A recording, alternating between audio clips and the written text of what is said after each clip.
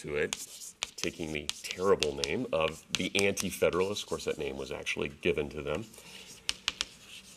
These morph more or less into the early Republicans under Jefferson. So we could also call them Jeffersonians, as we've talked about. Tended to be fairly suspicious. Jeffersonian.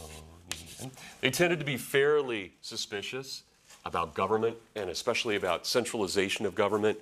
They tended to believe in no standing army, but instead the militias. And so they were trying, I think, to oppose much of what the Federalists were doing, even after the Constitution was passed. But it didn't make sense for them to remain anti-Federalists. As I've argued in class, and granted, I'm probably a minority of one on this, even though historians call this the first party system, it strikes me as something different than a party in the modern sense. Regardless, whether we want to call this the first party system or Brad's kind of fantasy of proto-party system, however we want to do that, generally this is the origin of American politics. By the time we get to our time period with the War of 1812, and especially with the failure of the Hartford Convention of 1814 and the branding of the Federalists with the moniker of traitor because of the desire for many in New England to secede, to have disunion, as they would have called it, the Federalists are almost completely wiped out as any kind of institutional party, if there was ever really an institutional party. In addition to that, keep in mind, Hamilton has been dead. Alexander Hamilton has been dead since 1804. So the reigning personality that held much of the Federalist Party together is gone because being killed in a duel by Aaron Burr.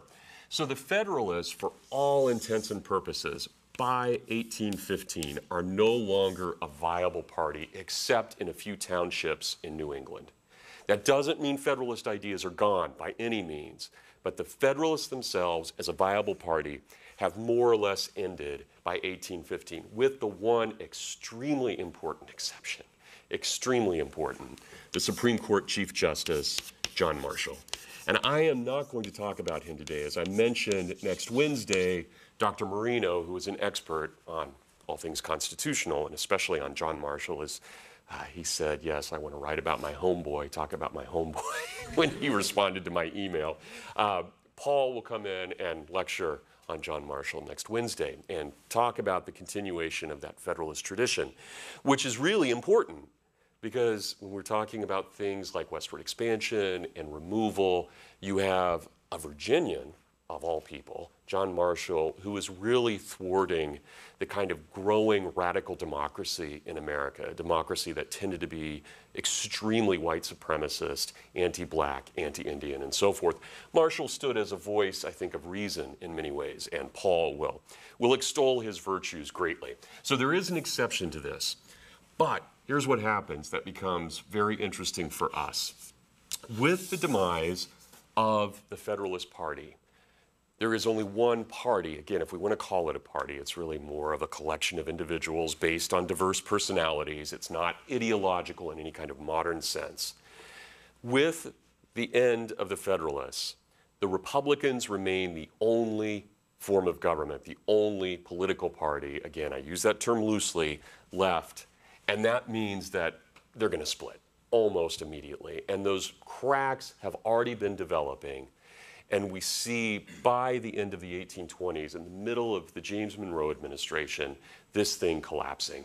So we are now entering, if we want to acknowledge what most historians call the first party system, we are entering its end. We are at the very beginning of its end here. And then we'll see, I'm going to jump forward just a little bit, then we'll see, as I've mentioned in class, not until 1827, but the creation of the very first modern political party, a party that exists to this very day, though its base of support has changed dramatically from the beginning. And this, of course, will be the Democratic Party. We can trace the same institutional basis of the current Democratic Party under the current Congress and administration. We can trace them back to its founding by 4 different men, which we won't get into today, the Democratic Party in 1827. That is the beginning of that institutional basis. Its opposition won't develop until 1832 1833, in particular with the development of what is known as the Whig Party. It is never coherent. Never coherent. It resembles more the old Federalist Party or the old Republican Party than it does a modern party because of how diverse its views are. If you were to pick, say, 9 out of 10 Whigs and ask them their views on any number of issues, they would disagree on almost everything. The only thing that really holds the Whigs together, which again we'll talk about more later, is their absolute hatred of Andrew Jackson, whom they call King Andrew. And that's why they take the name Whig, because they're opposing this democratic monarchy under Andrew Jackson. So that's what holds the party together, which obviously is not the basis for a good party. If you just hate something, you're probably not going to last that long. So that develops in 1832, 33, obviously with the crises, which we'll talk about next semester in the Civil War class, with the crises of the 1850s and especially expansion and slavery. The Whigs can't withstand this pressure. It's too much for them. They break apart, and ultimately we see 35 miles north of here, people from this college going up in Jackson, Michigan, and founding the Republican Party, opposing the expansion of slavery into the territories in 1854, in the summer of 1854. So we're still a ways from that, but that's the trajectory. So let's jump back to the middle of the story here. First party system's breaking down. Second party system is not yet developed, and certainly the third party system, which will develop right before the Civil War, is a long way away and out of the purview of our class. So if we jump back to 1815 with this one-party state, and think about this, remember after the War of 1812, and especially with King Andrew's victory at New Orleans, there is this massive growth of American nationalism. Really the first major growth of nationalism in American history. The idea not of my country, if right, but instead my country, right or wrong. It's not quite patriotism, it goes beyond that. It's kind of hardcore nationalism. The nationalism is important because the Republicans, as the only real existing party, claim, well, we are the state. We are the American nation. We represent this new nationalism. So even people like Thomas Jefferson and Madison, who had been the authors of the various bills of 1798 and 1799, the earliest types of nullification attempts and the ideas towards states' rights, they both reject this idea. And in 1816, both Jefferson and Madison become pretty serious nationalists, in fact, contradicting almost everything that they had argued 15 to 20 years earlier. So this idea of the Republican Party, which is now really the only party as representative of the nation, becomes the reigning idea, but it can't last because the Republicans are going to divide very, very quickly because not everybody agrees with that. And as we know, the War of 1812, like all wars, had been an intensely controversial war. So coming out of that war, there has been a change, as we talked about, in technology, in government. Imagine now the Indians in the Northwest, in this region, the Indians of Ohio, Indiana, Illinois, Michigan, they have now lost all support from the British troops who were in the region. So they have been contained from the perspective of the Americans, and it means that you can have mass immigration of whites into this region, which is exactly what happens. Who would have expected that this area, Michigan, would come in as a state so quickly, or Indiana, or Illinois? Remember Jefferson in 1801, it'll take 1,000 years or more to reach just what's now St. Louis. And of course, by 1819, the population had reached what's now Kansas City. This is a huge, massive migration, what historians call the Great Migration, between 1815 and 1819 and continuing. Once the war is over, this whole area becomes opened up. And now just imagine for a moment, this wasn't meant to be the purpose of my talk, but just think about this for a moment, especially for those of you who are from this area, and I know a lot of you aren't. But what's the soil look like in northern Indiana or central Indiana? It is so deeply rich. It's some of the best soil anywhere in the world. It's incredible. You have a decent growing season, and you have soil like no one has seen in a very, very long time. So we have all kinds of people who are coming out, removing the stumps. The Indians are no longer a problem, and you have mass settlement of this region all the way to Kansas City. So from here to Kansas City. In this specific area, it takes a little bit, especially south of here, because of what was known as the Black Swamp.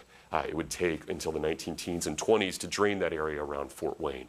But regardless, northern Indiana is a paradise like no one has ever seen before if you're a farming culture and a farming people. So massive migration. The Republicans cannot handle the stress of this. They can't handle the post-war enthusiasm, the euphoria, as well as we're going to start seeing a panic by 1819, first depression that the United States ever suffers through. And they begin to splinter. And they splinter ultimately into three groups, and one of those groups will splinter into two.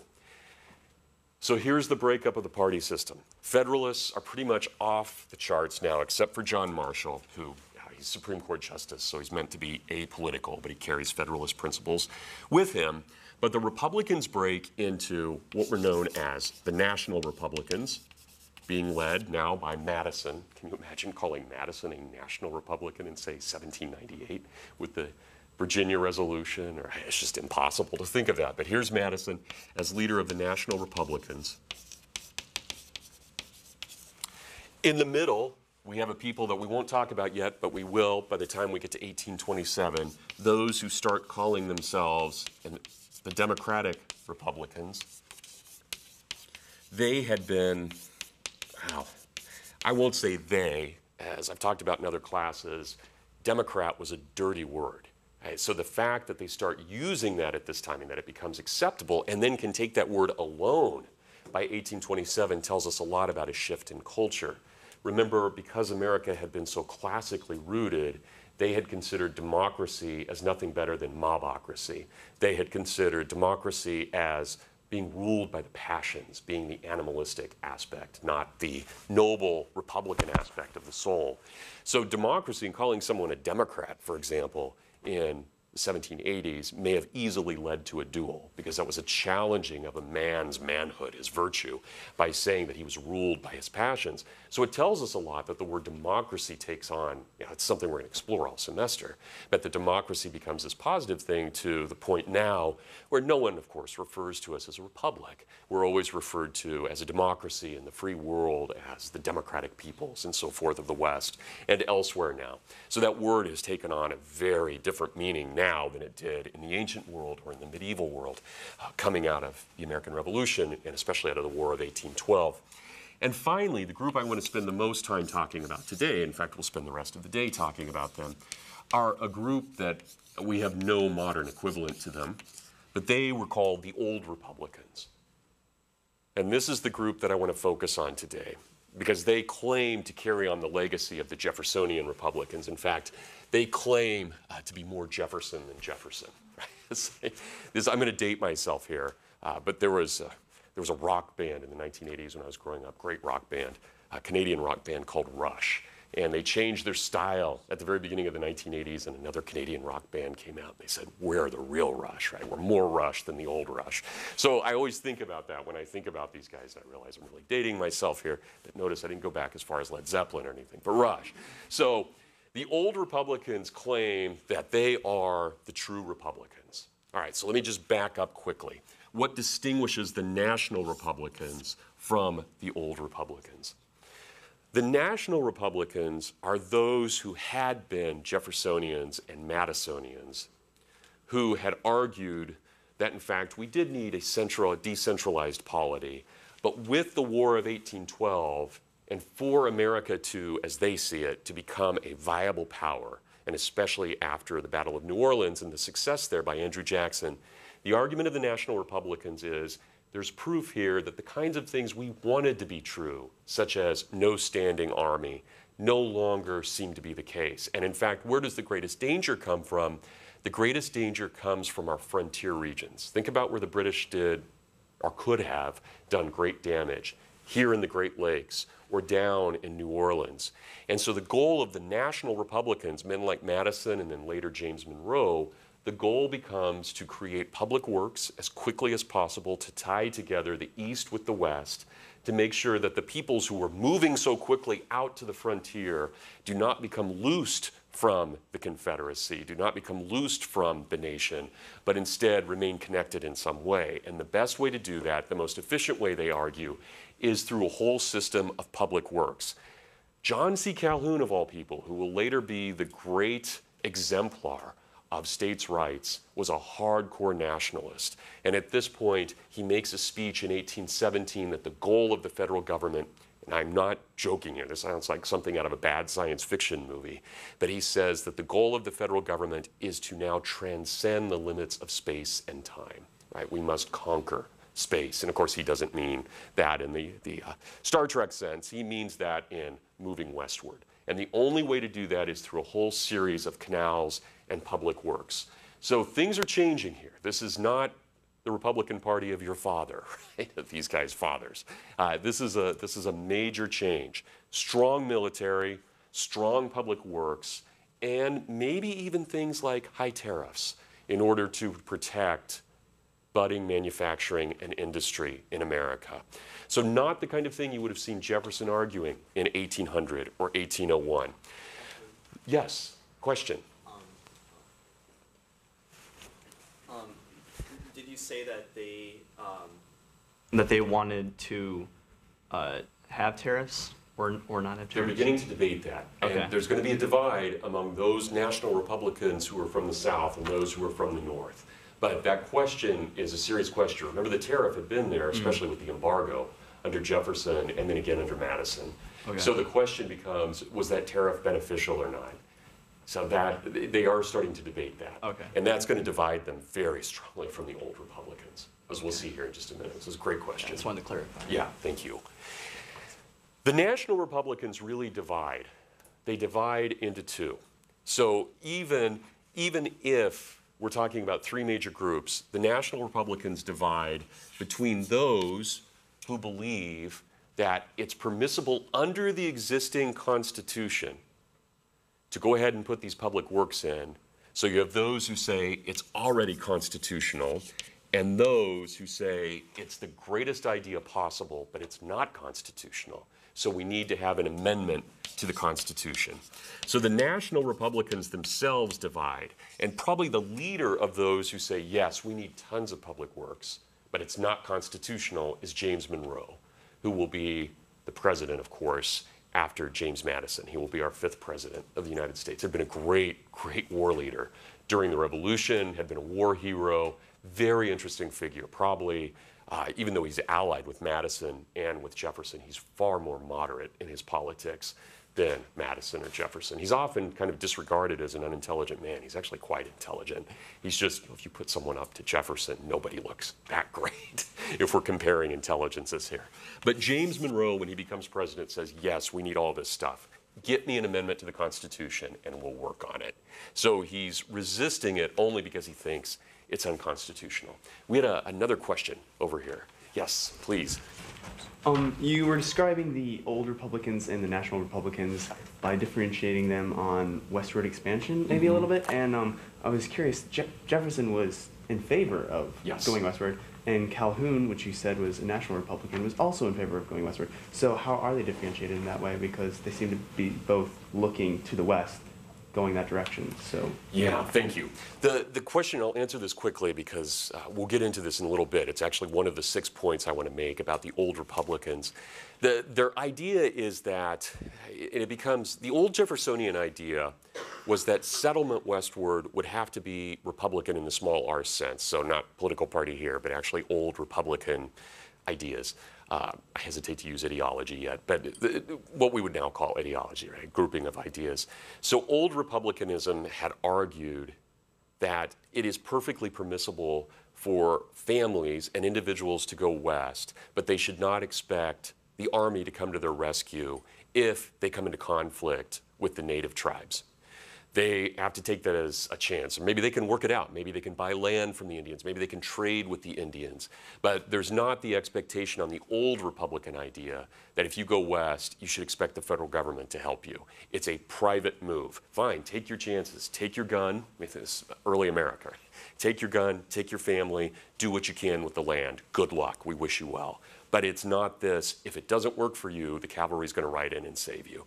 What happens after the War of 1812, and especially with the securing of the treaties, Treaty of Ghent, and then separate treaties with various Indians throughout the North, the Great Lakes, and then down in Georgia and elsewhere, what happens is an attempt at voluntary removal of these peoples and an attempt to convince them that it is in their best interest to go west and to go, for them to become, for the Indians themselves to become pioneers out in the West and to resettle before whites get there. But it's also, we start moving very quickly towards the idea of using the military to remove the Indians. So that, for those of you who've had a chance to read Daniel Walker Howe, and you're probably not quite there yet in the book, as he says, the entire platform of Andrew Jackson is Indian removal. Everything else is subsidiary, is just on the margins. And that is the center. Right? That is what Jackson is trying to do. And it makes sense. That's not, again, that's not the old vision of Jackson, but that's becoming a fairly common vision of Jackson in the last 20, 30 years. Yeah. So it's a good question. Let me hold off on answering that from the old Republican standpoint, because that'll be point number 6 of the points I want to make. So that leaves us then with the old Republicans. And I have to admit, aside from the issue of slavery, which many of them are Southerners, so they're going to be somewhat partial to slavery, I find myself very sympathetic to these guys, not necessarily in my own political views, but in the eccentricities that they bring. It would be very difficult to look at any of the old Republicans and be bored. These guys are very interesting figures. And remember, we were talking about this, Michael, in my office the other day. Can I erase this? Everyone okay with me erasing this? As we look at culture at this time, prior to the development of mass transportation and mass communication, this is not a world where we can text or I can get a tweet and I know that there was just an earthquake in Haiti or a coup somewhere in Asia. I can't do that. This is a world in which cultures develop very, very locally. And it takes weeks for information. If we're out here in Hillsdale, even in 1844, if we're here at the founding of the college, we still, think about when we would get news in 1846 of the Mexican War. It would take weeks, maybe even months for news to reach, depending on when it happens and what time of year it is. If it's winter, we're going to have to wait to spring to get any real news.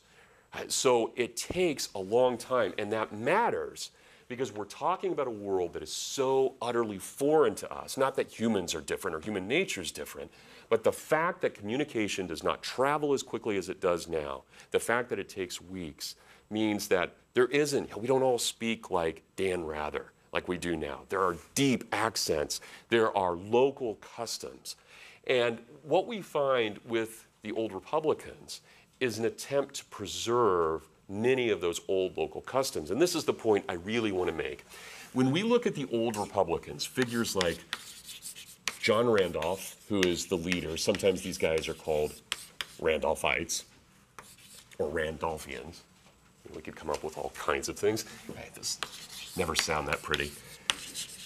John Randolph of Roanoke, who is the great leader of the old Republicans. He had been the Speaker of the House during Jefferson's first administration, and he had really been, for all intents and purposes, Jefferson's hatchet man. He was the one who got things done in Congress for Jefferson, as Jefferson was president. They're also related to one another. It's the Randolphs that allow the Jeffersons to be aristocracy. It's that connection there that we don't have to go into the details.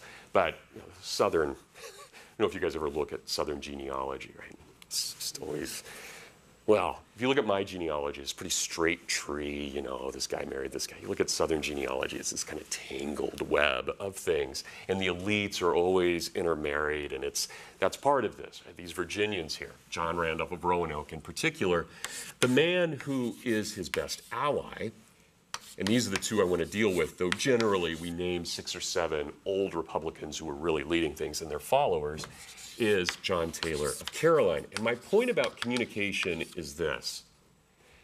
We don't have the kind of eccentric personalities today, even the most eccentric, right, personalities we can think of. And the one that comes to mind, someone I never met, but obviously he's important for this class and this university, this college, is Russell Kirk, who died in 1994 and loved when he came to lecture here. He would put on his big Dracula cape And he had a hat. He carried around a sword stick, a stick where he could pull the sword out. This is 1989. And he would love to walk downtown here in Hillsdale just to astonish the locals. You can just see him. He's just as eccentric as you can imagine. Well, these guys are like that. This is a world of eccentrics. Remember we talked about Henry Clay, a total eccentric in every way. Think about the kinds of speeches he gave. If you remember, I described him, he was regarded as the greatest dancer in North America. This is a guy who would just break out dancing with any woman he could find. And then you have people like Thomas Jefferson. Would we ever say Jefferson is a normal, average human? Of course not. This is a world of eccentrics. Or Edmund Burke across the Atlantic. Think about these guys who, without the kinds of urbanization, though in England it's a little bit different story, but certainly here in America, you have cultures developing separately, one from another, and even within those cultures, you have these kind of bizarre, wild personalities. And whether we like Randolph's politics or not, and obviously there's no one in here who's going to agree with his views on slavery, but aside from all that, what an amazing figure in almost every way. I'll tell you a little bit about Randolph, and then we'll get to the principles. Taylor's interesting too. He's not quite as weird as Randolph, but he is interesting, certainly in and of himself. Randolph never married. He was a very interesting figure in all kinds of ways. The best evidence we have, and we don't know exactly, I'll get a little bit PG-13 rated here for a moment. The best evidence we have is that as a young man, he claims he was trying to protect the virtue of one of his male friends. His male friends was being tempted by, at what they would have called then, a woman of low morals. And so for Randolph to protect his friend, he ended up being with the woman rather than his friend. And during this liaison, he contracted syphilis. So for the rest of his life, he gets this as a young man. Of course, you're not going to go down and get an antibiotic shot or have any kind of treatment on any of this at this time. So for the rest of his life, like Nietzsche, almost a half century later, Nietzsche who suffered from the same thing, he would go into kind of fits of madness. And Randolph was brilliant, but he was always described as this just kind of wild figure. And I'll give you one description. I mentioned Russell Kirk a little bit ago.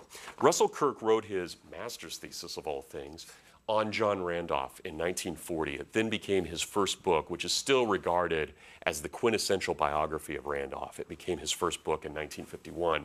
He then wrote his dissertation in 1953 on Randolph and a whole number of other figures, as you know, in his book, The Conservative Mind, looking at this whole train of figures from Burke all the way to T.S. Eliot. Randolph plays a very, very important role in all this. So I'm going to look to Kirk for a moment to describe Randolph, because this is at the opening of his book, page 15 of his book, John Randolph of Roanoke. Kirk writes, "Of Randolph's alternating ferocity and compassion, his duels, his beautiful letters," and he's an incredible writer, "his entrancing extemporaneous eloquence, his fits of madness, his sardonic wit, his outbursts of prophecy and his visions of devils, his brandy and his opium, his passionate Christianity, his lonely plantation life, his quixotic opposition to the great political and economic powers of the day, everyone who reads American history knows a little something about this man. And he is strange in so many ways. Here are the descriptions we have of him by those who knew him. Always tall. If you've ever, and in fact, if you remember in your Tyndall textbook that you should have had, I think, when you guys were freshmen, there is an image in there, a silhouette of Randolph, which is always how he was shown. He was this very tall, unbelievably thin, gaunt man, and he always looked like walking death. He was never in good health, and again, part of that's the bad stuff eating away at his brain for most of his life. He's always described as tall, always cadaverous, with flaming eyes like those of a devil or an angel, bony fingers that accused people constantly. He had a tormented-looking face that was half a boy's and half a corpse's, and he had raven black hair. So, it sounds like something out of a Poe short story. He's just a fascinating figure. And he was an incredible speaker, and I'll read some descriptions of him here in a moment. He was considered one of the greatest orators of his day, but he had this very high, squeaky voice. And people would describe him as though he was a young boy in an old man's body. He seems to never, and again, I'm just quoting here what people said at the time, he seems never to have gone through puberty. He had just this high, squeaky voice. And so he would come in, and yet he was a powerful, powerful orator. He would come in, and he would never censor himself, which was a danger. He would just come in and start speaking, and he was so well-read, trained in the classics, knew the classical world inside and out, as did almost everyone of that generation who was elite, constantly quoting from Tacitus, or from Cicero, or from Polybius, or from Plutarch. He just had that at his fingertips at all times, and he would just give these intense debates and speeches in Congress, and then in the middle of it, he would stop. He would be in front of the floor of Congress, and he would turn and start talking to someone who wasn't there. And he claimed he was talking to a dead person or a ghost. We don't, Miss Aiken, does your father do this in the House of Representatives today? No, I don't think so either. This doesn't, wouldn't it be great if we had stuff like that in the middle of the House? I mean, it would just make it so interesting.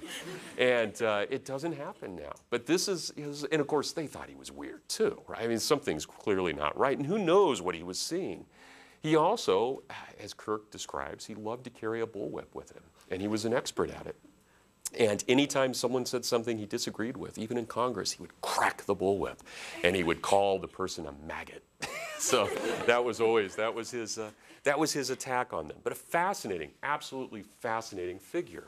Let me read to you just briefly. This is one of my favorite descriptions of Randolph, and it comes from a man who would have held very different politics and philosophy than Randolph. It comes from a man by the name of Josiah Quincy, who is a Bostonian. He is very much a Massachusetts man in every way, but he greatly respected Randolph, despite the fact they disagreed on almost everything. He said then, as he's describing meeting with Randolph, he said, "By introducing the subject of England, I set Mr. Randolph off upon a new line of enthusiasm. He never felt so much at home as when he was there. He belonged to the Church of England, not to the Protestant Episcopal Church of America. As for London, he found he knew it better from study of the map than from any of its persons who were its citizens. He spoke of Shakespeare with great admiration, saying that he had visited many places only because this poet had chosen to immortalize him. I then asked, well, Mr. Randolph, who do you believe was the greatest orator that America has ever produced?" And now we get into a little bit of a sensitive issue, but it's interesting and very revealing about the time. And here we see a man who was extremely anti-slavery reporting on a man who clearly was not so anti-slavery. I asked who was the greatest orator he had ever heard. The Randolph's reply was startling, for it was unexpected. "The greatest orator I ever heard," said Randolph, "was a woman. She was a slave. She was a mother, and her rostrum was the auction block." He then rose and imitated with thrilling pathos the tones with which this woman had appealed to the sympathy and justice of the bystanders. Finally, the indignation with which she denounced them. "There was eloquence," he said. "I have heard no man speak like that." It was overpowering. He then sat down and paused for some moments, and then evidently feeling that he had been imprudent in expressing himself so warmly before a visitor of the North, he entered upon a defense of the policy of the Southern statesmen in regard to slavery. "We must concern ourselves with what is," he said, "and slavery does exist. We must preserve the rights of the states as guaranteed by the Constitution, or the Negroes are at our throats. For the question of slavery, as it is called, is to us a question of life and death. Remember, it is a necessity imposed upon us, not a utopia of our own seeking. You will find no instance in the history where two distinct races have occupied the soil except in the relation of master and slave." I brought away only a few fragments, this is Quincy again, only a few fragments of an elaborate defense of the course which he and other Southerners felt compelled to pursue, but they give its nature with sufficient clearness. It's a very important moment. We're going to come across another equally such important moment on this issue. It's a change here. You never would have found a Southerner apologizing or defending slavery prior to the War of 1812. It is only after the War of 1812 that this embarrassing thing starts to become a positive good. And that's something we are going to explore deeply in this class. Why is there a change from an institution that they had been, and you can still hear the language there in Randolph. We did not impose this upon ourselves. It was imposed upon us. But now we live with it. It's reality. And what is it that we can do? That's going to be a major issue. But again, huge moment here. The other moment that I just mentioned briefly that we'll talk about later is a conversation between John Quincy Adams and John C. Calhoun in 1820 after the Missouri Compromise, which is that great, horrible moment that opens up the issue before the whole country. But at that point, Quincy Adams says, after listening to Calhoun defend the institution, I realized what hubris there was in the South and what hubris there was for a slave owner, and realized that the corruption in slavery is not just for the slave, but for he who enslaves. It's this incredible moment. It's chilling. Same thing here we see in this moment with Quincy and Randolph. You know, how do you have principles like being created equal before God and having inalienable rights of life, liberty, and the right to pursue our happiness if a significant part of the population is enslaved? What's interesting is these people know that. They have to work it out. They don't know quite how to deal with it. Well, I want to mention another moment that is brought up here, a famous moment that you will read about. You're not there yet, but you will read about in Daniel Walker Howe. And this is the famous duel in 1832 between Henry Clay and John Randolph. And the reason that they duel is because in one of Randolph's speeches, he compares Henry Clay to the evil figure of one of Sir Walter Scott's Waverley novels. So he compares him to Black George. Henry Clay is deeply offended by this. And of course, by the code of the day, they have to duel. And they go out right where Reagan National Airport is now, and they duel with one another. And there are 4 shots fired, and it's an incredible duel. And I'll just read here from Josiah Quincy's description of this. Mr. Randolph and Mr. Clay must exchange shots for honor, and so they did. Mr. Clay's ball cutting Mr. Randolph's coat near the hip, Mr. Randolph's ball burying itself in a stump in the rear of Mr. Clay. On the second round, Randolph received the shot of his antagonist, which was happily without effect, and then raising his pistol, fired into the air. Now think about that for a moment. Clay takes 2 shots right at Randolph. Now, Randolph is an expert marksman. Now, technology is not that great, but notice he misses on the first shot, and on the second shot, he just fires in the air. He's not one to take out Clay here, and by all descriptions, Randolph was very steady as he held it. So he fires his pistol into the air. He walks over to Clay afterwards and says, "Sir, you owe me a coat."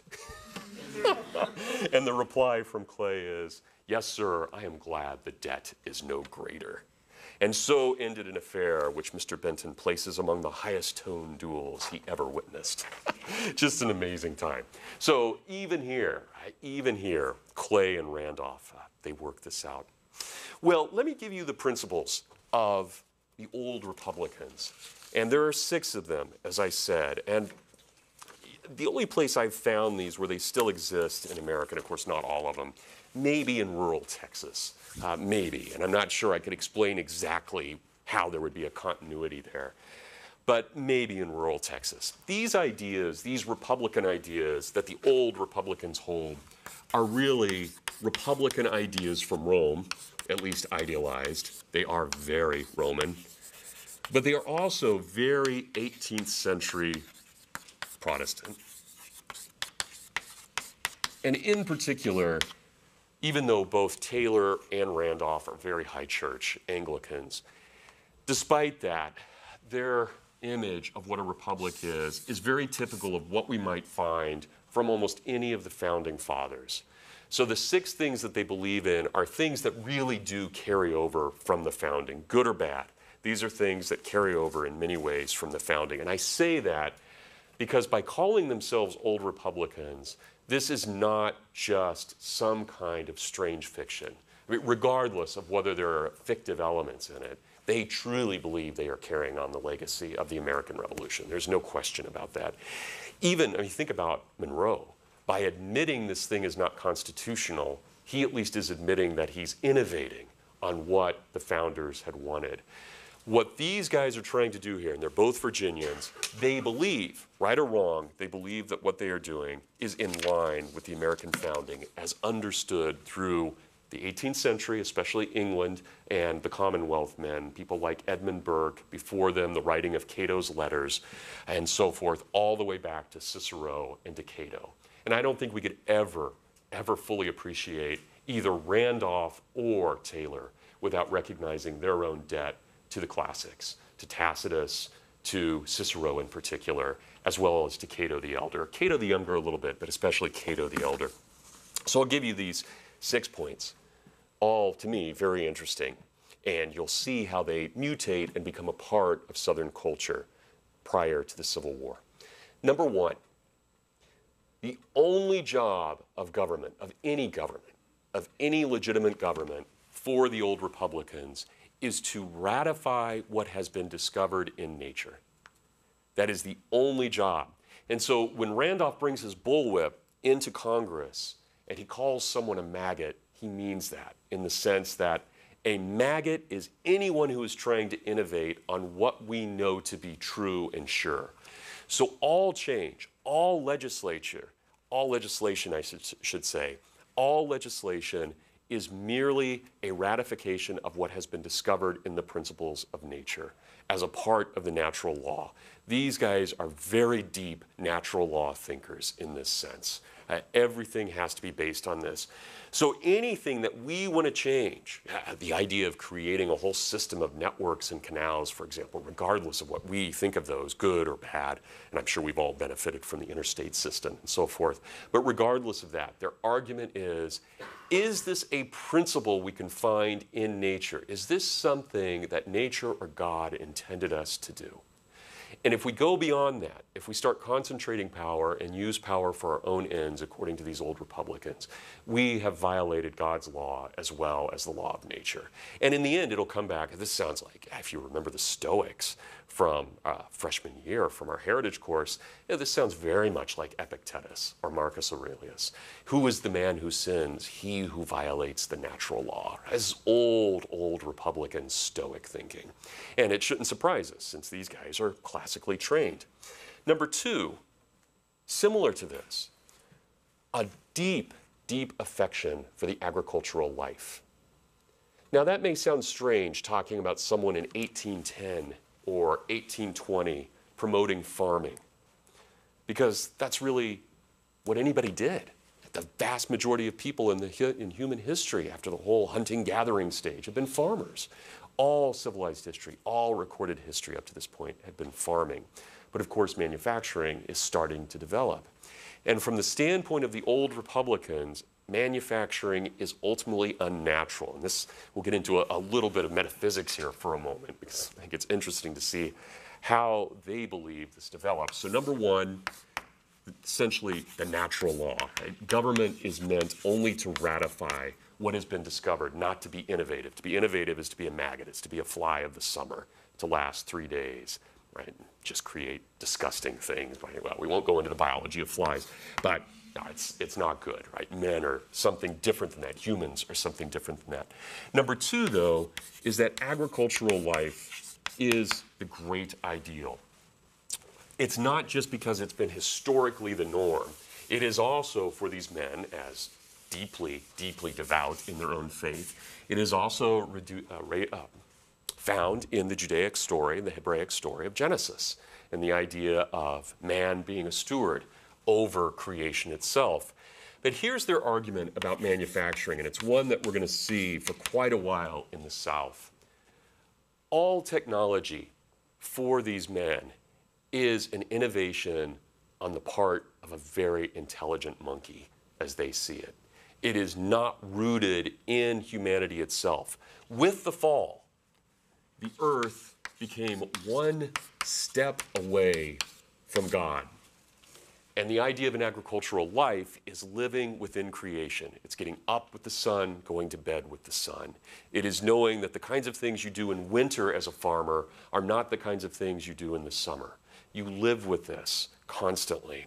And so there's a humble element, an element of humility that comes with being a farmer. It doesn't mean that somehow you've broken creation in the sense of undoing the fall.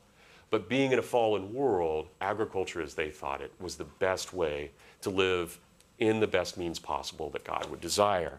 But manufacturing, industry, technology is 2 steps away from God because it focuses on the will of man and his ingenuity. And so think about, for those of you who've had colonial America, the speeches of the great Puritans, especially Cotton and Increase Mather. Why did New England culture fall? Because man became so interested in the greatness around him rather than he who gave the greatness in the first place. We can find the same lamentation in the Old Testament, in Jeremiah. It's this idea that somehow manufacturing moves us yet one step away from the fall itself. It's almost as though there is a double fall. And there's an extra benefit to farming.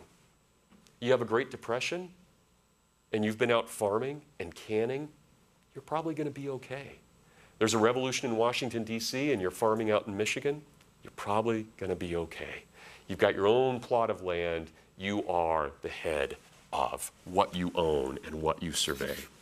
Number 3, and this is my favorite part of the old Republicans, but number 3, what Russell Kirk will later describe in his own work on the old Republicans as the principle of proliferating variety. And the argument was for a radical individualism in the best sense. The old Republicans believed that every person born into a certain place and certain time was a unique reflection of the Creator. And therefore, every person was distinct, importantly so. So the idea of ever attempting to conform the individual to something human, it gets back to the notion of technology as well, but to conform the individual was to lessen what God or nature had intended him to be.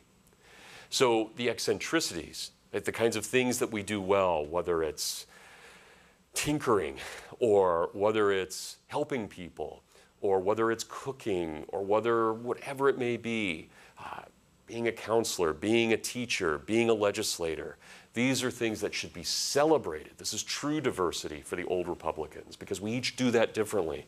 There are people in this room who can play, Zach, the piano in ways that I didn't even know were imaginable. I will never be able to play like Zach. If I were to lessen Zach in some way, if I were to demand a conformity, if I were to lessen that, I personally am taking it upon myself to change Zach, to conform him, to mechanize him to ways that nature or God never intended. I make him less human rather than more human. We want him to flourish as a pianist and other things as well. Number 4, this is the sticky part, the part that makes us uncomfortable as it should, and that is what to do with the issue of enslaved blacks.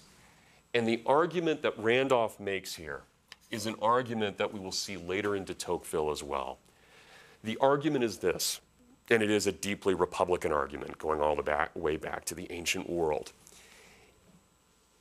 If those of African descent in America who were enslaved are released by the act of government, then those who are released will never feel a sense of satisfaction that they had attained citizenship by their own merits.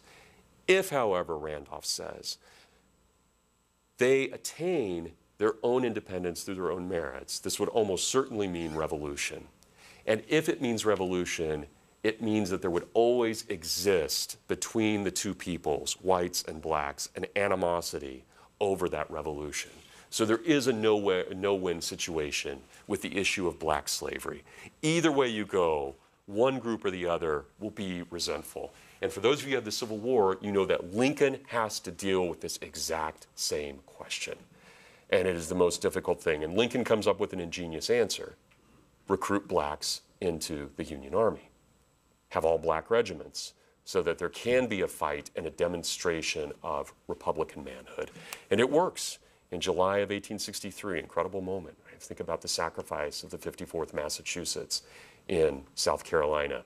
So it's a difficult problem, and it's one that the old Republicans are raising. They're not sure how to deal with that. Strangely enough, though, of all figures in the South who owned slaves, Randolph was held up by the abolitionists as the ultimate example of the model slaveholder, because he did treat his slaves very well, extremely well. They're still slaves. That in and of itself is an evil, of course. But within that system, he treated them very deferentially. He treated them as equals, amazingly enough, despite the fact that he owned them.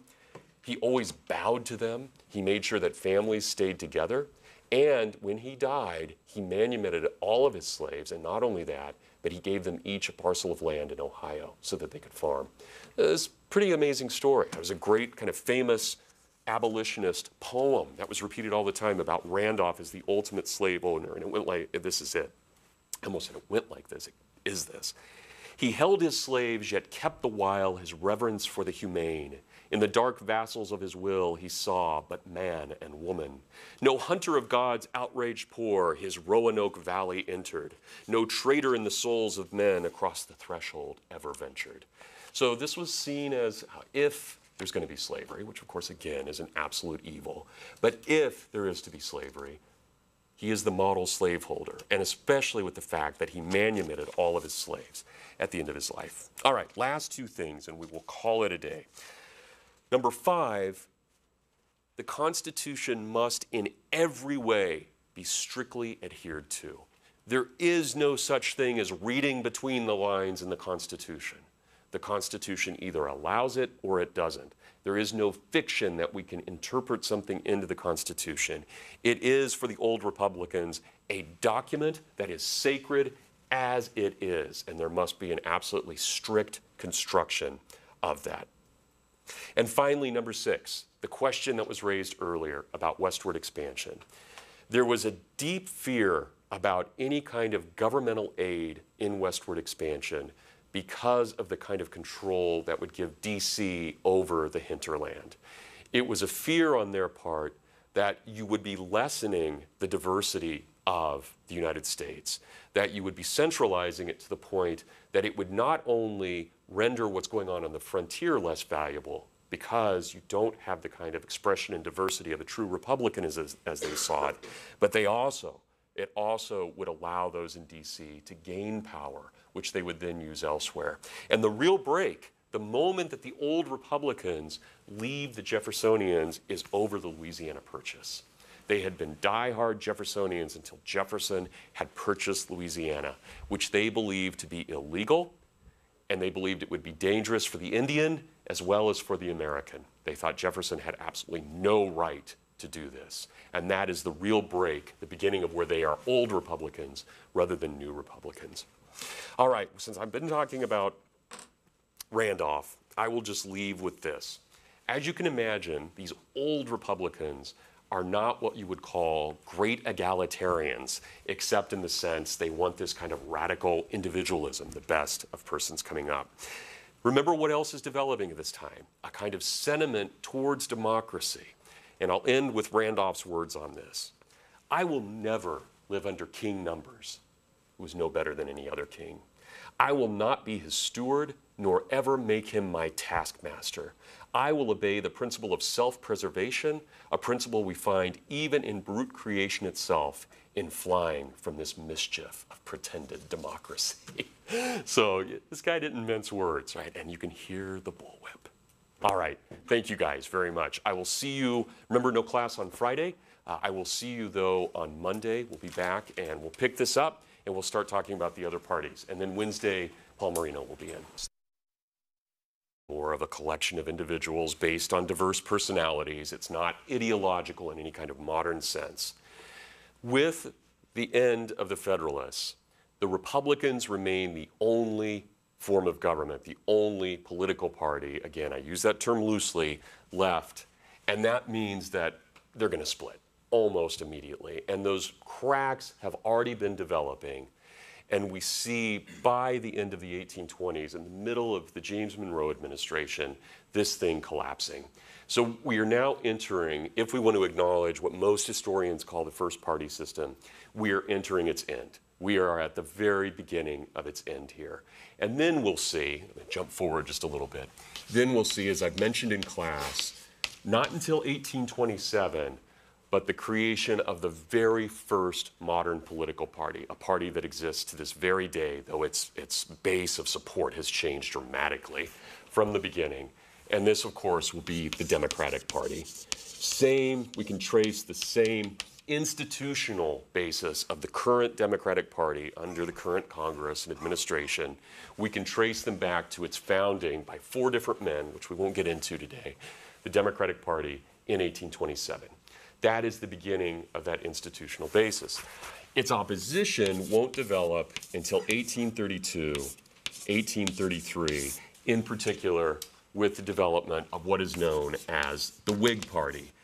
It is never coherent, never coherent. It resembles more the old Federalist Party or the old Republican Party than it does a modern party because of how diverse its views are. If you were to pick, say, 9 out of 10 Whigs and ask them their views on any number of issues, they would disagree on almost everything.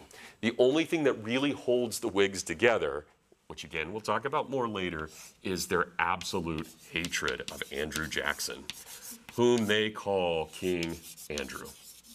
And that's why they take the name Whig, because they're opposing this democratic monarchy under Andrew Jackson. So that's what holds the party together, which obviously is not the basis for a good party. If you just hate something. To it, taking the terrible name of the Anti-Federalists, of course that name was actually given to them.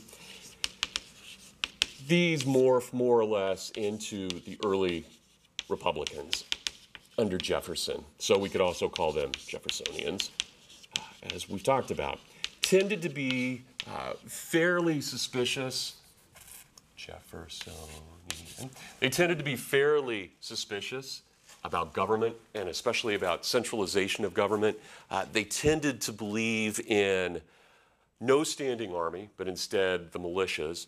And so they were trying, I think, to oppose much of what the Federalists were doing, even after the Constitution was passed. But it didn't make sense for them to remain anti-Federalists. As I've argued in class, and granted I'm probably a minority of one on this, even though historians call this the first party system, it strikes me as something different than a party in the modern sense. Regardless, whether we want to call this the first party system or Brad's kind of fantasy of proto-party system, however we want to do that, generally this is the origin of American politics. By the time we get to our time period with the War of 1812, and especially with the failure of the Hartford Convention of 1814 and the branding of the Federalists with the moniker of traitor because of the desire for many in New England to secede, to have disunion, as they would have called it, the Federalists are almost completely wiped out as any kind of institutional party, if there was ever really an institutional party. In addition to that, keep in mind, Hamilton has been dead. Alexander Hamilton has been dead since 1804.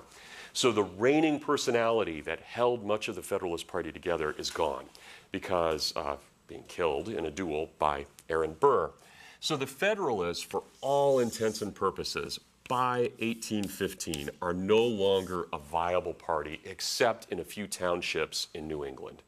That doesn't mean Federalist ideas are gone by any means, but the Federalists themselves as a viable party have more or less ended by 1815, with the one extremely important exception, extremely important, the Supreme Court Chief Justice, John Marshall. And I am not going to talk about him today. As I mentioned, next Wednesday, Dr. Marino, who is an expert on all things constitutional, and especially on John Marshall, he said, yes, I want to write about my homeboy, talk about my homeboy, when he responded to my email. Paul will come in and lecture on John Marshall next Wednesday and talk about the continuation of that Federalist tradition, which is really important because when we're talking about things like westward expansion and removal, you have a Virginian, of all people, John Marshall, who is really thwarting the kind of growing radical democracy in America, a democracy that tended to be extremely white supremacist, anti-black, anti-Indian, and so forth. Marshall stood as a voice, I think, of reason in many ways, and Paul will extol his virtues greatly. So there is an exception to this. But here's what happens that becomes very interesting for us.